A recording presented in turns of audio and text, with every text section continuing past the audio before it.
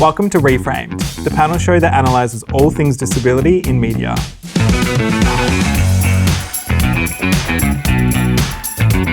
I'm one of your co-hosts, Jason Clymo. I'm a young queer person with disability who has dabbled in some modelling, acting, and I'm also a business owner. I'm fiercely passionate about the accurate representation of people with disability on screen. And I'm Stephanie Dower. I am a filmmaker, an access coordinator, and I'm also a keen traveller. And I'm really excited to talk all things disability on screen with our wonderful guests on today's panel. So first up, we have Rita Havea. Rita is a model, actor, public speaker, content creator, and a disability and inclusivity advocate. All of the things. She has worked in Melbourne Fashion Week and collaborated with many top fashion brands. Welcome, Rita. Thank you, guys. Thank you. We also have Dinesh Palipana with us today, who was once the first quadriplegic medical intern in Queensland, now an award-winning doctor, lawyer, disability advocate and researcher. He was also a senior advisor to the Disability Royal Commission and is an ambassador to the Human Rights Commission's Includability Program and a founding member of Doctors with Disability Australia. Among many achievements, Dinesh was awarded the Medal of the Order of Australia in 2019 and released his autobiography Stronger in 2022. Welcome, Dinesh. Thank you. Thanks for having me. Really excited to get stuck into today's episode. Now it is time for our first segment, and I am in the chair of power. It is Get Your Head in the Frame, where I'll be asking 3 multiple choice questions to our 3 wonderful people on the panel right now. And all right, question 1. In 2024, what is the #1 genre in all console gaming? A, shooter, B, role-playing, or C, adventure? Dinesh. Dinesh. I'm going to say shooter.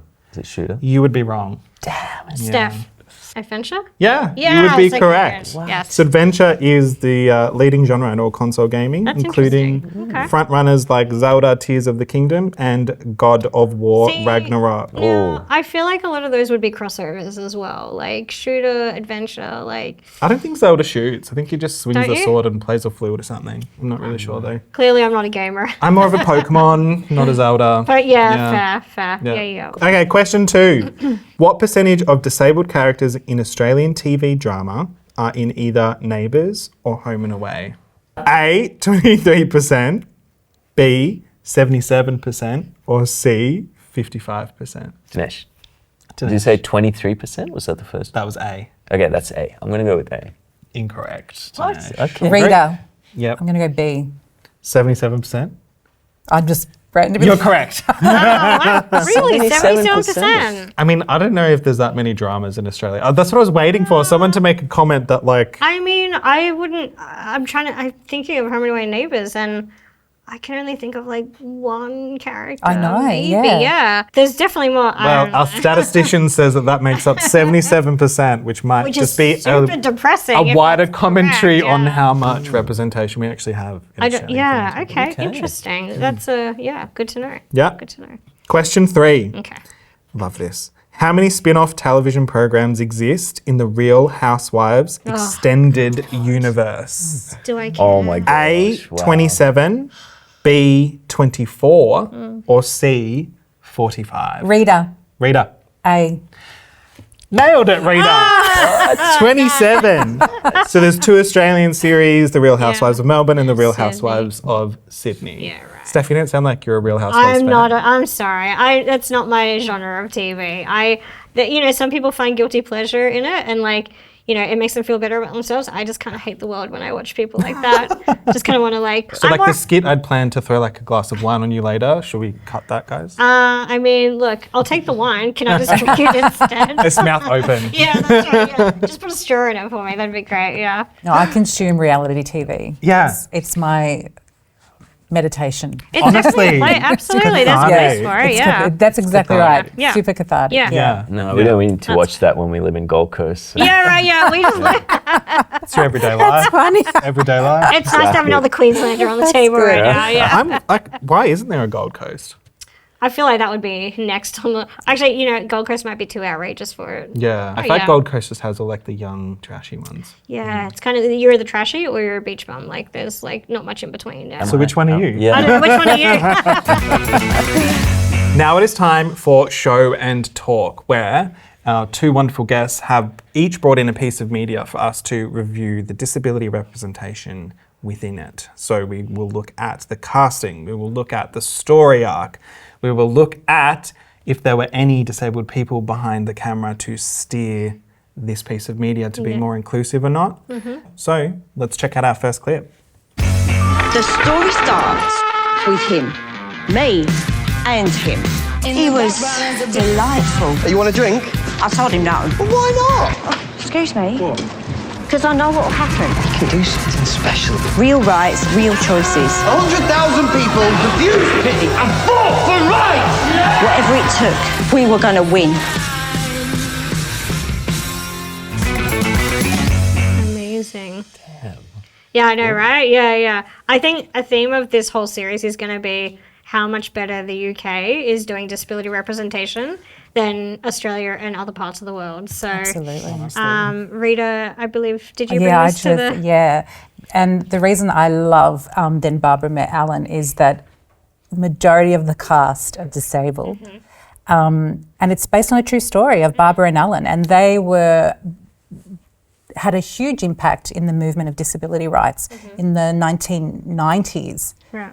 And it was just inspiring to watch and just see that representation, see that visibility, and it's one of my favourite movies. Yeah, it's just so refreshing to see Exactly. that story, and those characters, like just seeing that clip and bits and pieces that I have seen, it's just, you can tell immediately that it's from an authentic place. Absolutely, Like yeah. it doesn't feel forced, it doesn't feel like put on. Amazing representation, I was exactly the same. Like, I feel like you can tell immediately, we can, probably as people with lived experience, we can tell immediately when we watch something that has a character with disability, if they aren't genuinely cast, that's really obvious a lot of the time.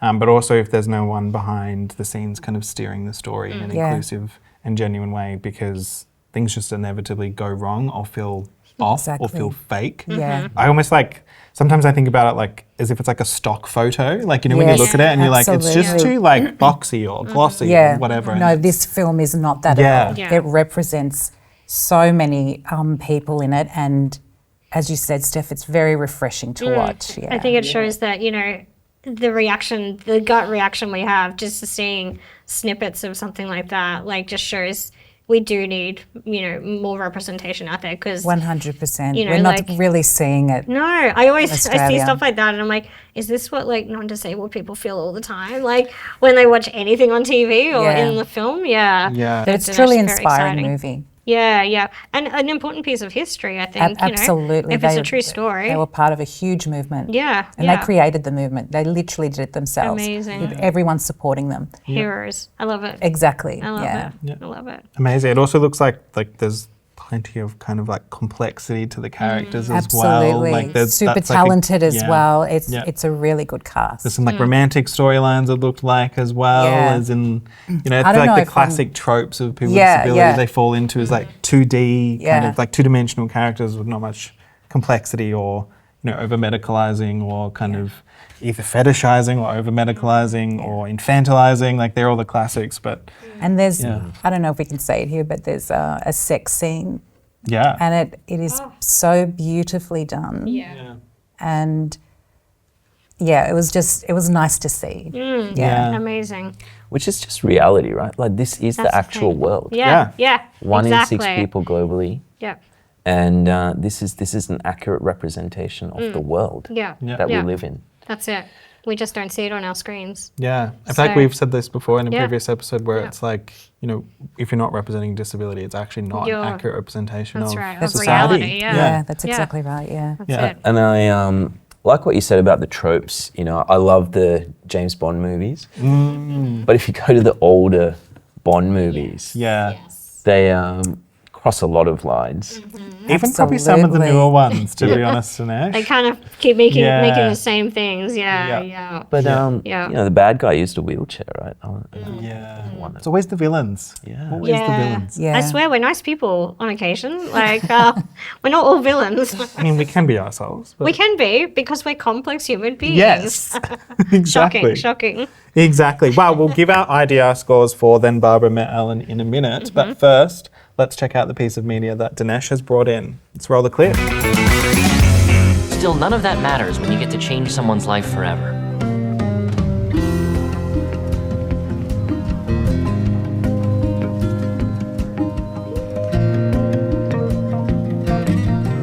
What'd he say?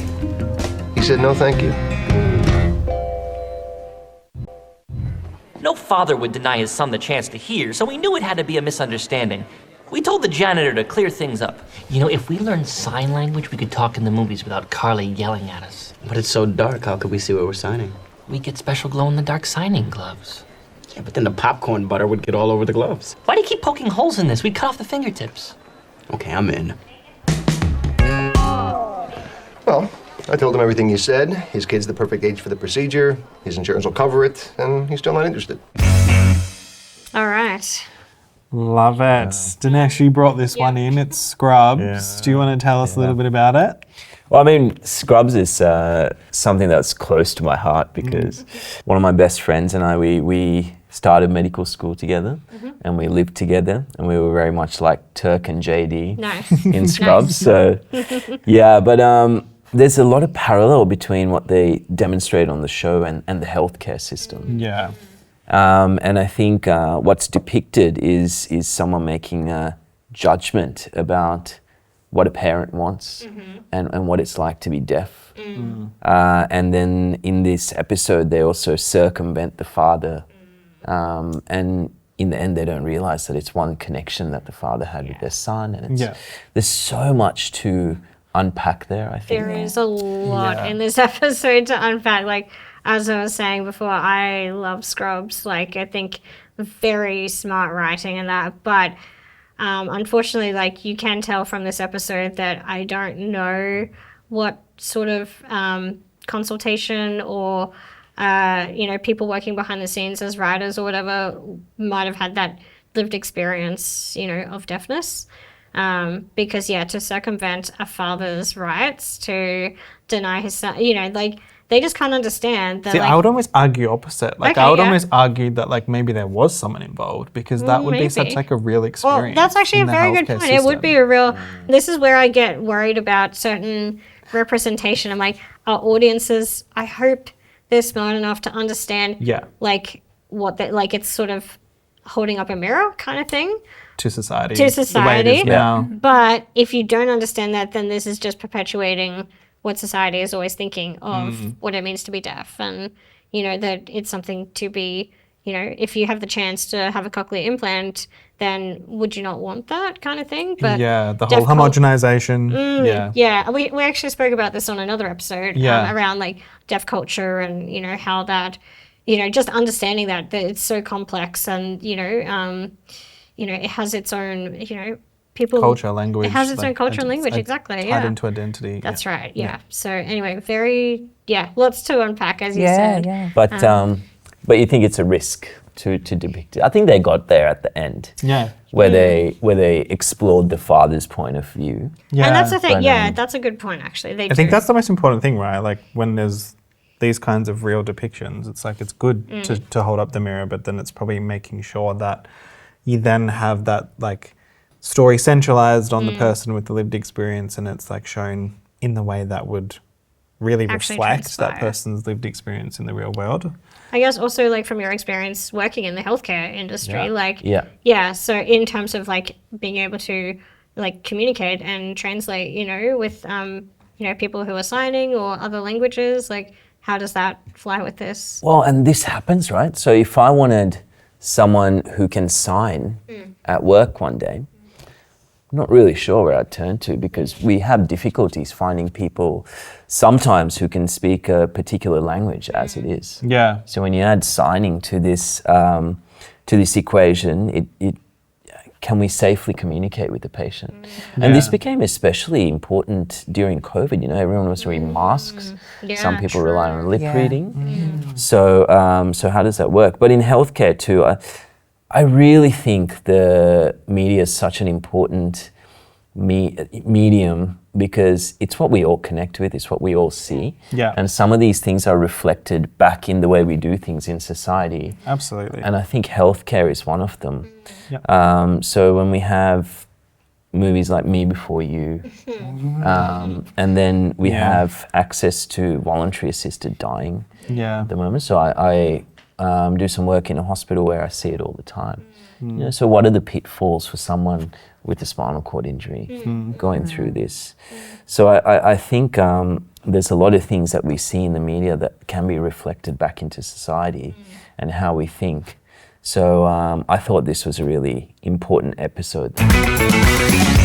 Now it is time to check out an ad that none of us have seen before. It's going to be a bit of a surprise for our Ads Askew segment. And as the name suggests, we watch, we dissect, we work out if the ad has gone a bit askew in the way that they've delivered the disability representation, or if they nailed it.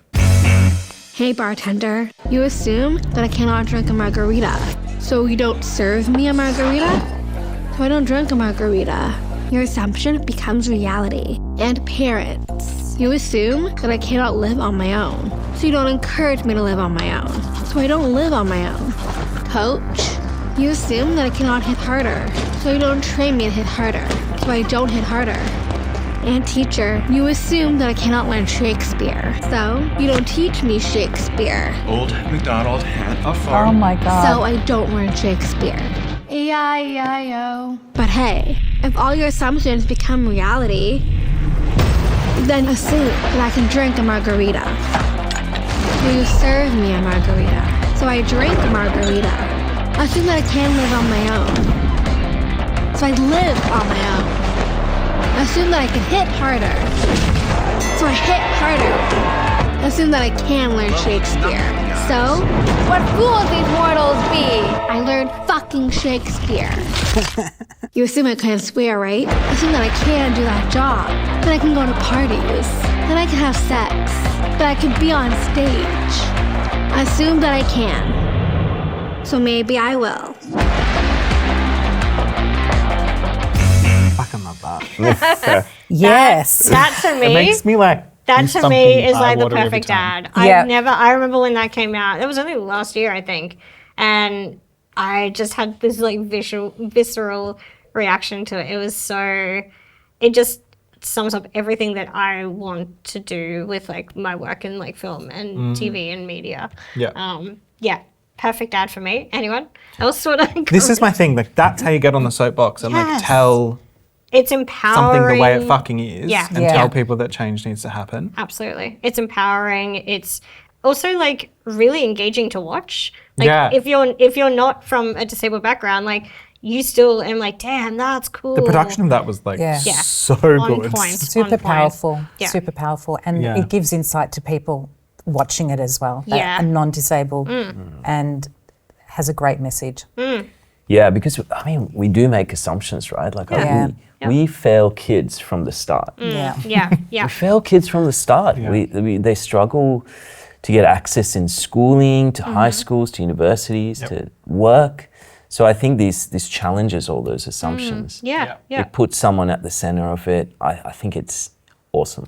That's the way that like, you know, sort of it's like holding a mirror up to society, but strongly calling it out kind Yeah. of thing, you know? Just having like one very clear message of like, Yeah. this is what you can change. Yes. Yeah, exactly. Yeah. Call to action was very strong. You know, assume that I will and maybe, you know, assume that I can and maybe I will. Exactly. Like, I love yeah, that it was simple. like, it didn't fall into, because it could have been easy to, right? Like to fall into a messaging that was a little bit inspo porn. Like, Yeah. Yeah. No, I can it do wasn't like that. anything. Yeah, If you just exactly. believe in me, and But it's just not that. the whole like, it really like, you know, yeah, it just encaptures the whole like infantilization of people with disabilities, and you know, just I remember when I first learned the term, the social prejudice of low expectations. Yeah. Because like, you know, we talk about discrimination, all that kind of thing, and like for me, like I've never felt like overt discrimination a lot, but the social prejudice of low expectations I feel all the time. Yeah. Like, you know, and when I heard that, I was like, that's exactly what it is. You know, I've been trying to figure it out, but yeah. So A+ ad for me. Yeah. Rita, do you think it's askew or do you think it's nailed it? Nailed it, big time. Yeah, great. I Loved think we're it. all in agreement. Yeah. Yeah. That ad was not askew. No. A+. We need Everyone more stuff should. like that. Yeah. Nailed it. Exactly. Let's see more stuff like that. I also want to Yeah. just like see that 100%, character yeah. evolved into like a whole series. Also, that actress, she was in Champions that we spoke about Yeah. in another episode. Yes. So she is going gangbusters. Yeah. Yeah. She's slaying. Amazing. Some Some might say slaying. would say slay the Yeah. day. Now, I think it's time to almost wrap things up. But before we do go, we want to hear from everyone on the panel, myself included, some speedy little suggestions for people at home. Things that they could watch, things that they could learn. Maybe it's like a new artist they could listen to that might have some lived experience of disability. Rita. The TV series You Can't Ask That. Yeah. Yeah. Yeah. Great. Great. I think that covers so many topics and it allows people to ask those questions that most people are wanting to know, and it's just positive in terms of disability. Yeah. I think it's also the most simple concept of a show ever. It's literally, so impactful, so effective. I think what I love most about it is it's also like, obviously other people have sent in the questions, but it's the individuals that are answering them, reading the questions out as well. That's right, yeah. So it's kind of taking that power back as Yeah, well. and a they're bit. breaking Yeah. stereotypes as well in answering those questions. For sure, for sure. So that's something Amazing. positive for me in the media. I love that. Amazing. I love that. Dinesh. I would love to get to a day where we don't need to have these conversations. Yeah. Where the four of us don't need to be here. We always say we're trying to do ourselves out of jobs here. Exactly. Yeah. And I think the biggest part for me is just understanding that we're human beings, right? We're human beings, that we're part of the fabric of this society, Yeah. and that we should just see each other as people and be kind. Yeah. And I think in this world today, we need kindness more than ever towards each other and understanding, because we're also a world so divided. Yeah. For sure. So I would just encourage us to see each other as human beings, see beyond, things like color and disability and things like that.